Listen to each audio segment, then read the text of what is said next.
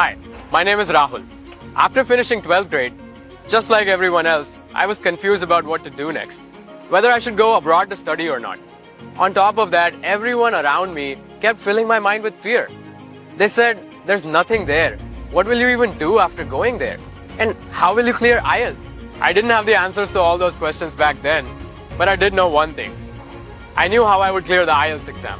And the answer to that one question helped me find the solutions to all the other questions as well.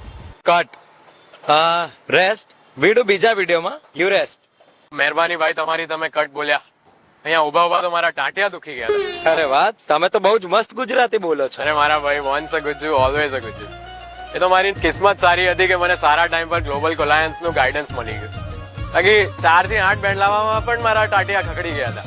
અને જે relatives એ time પર મારા decisions ને doubt કરતા હતા, આજે એ જ લોકો મારી જોડે આઈફોન મંગાવે છે અબ્રોડ થી. ચલો ભાઈ હેડો બીજો પાર્ટ લઈએ.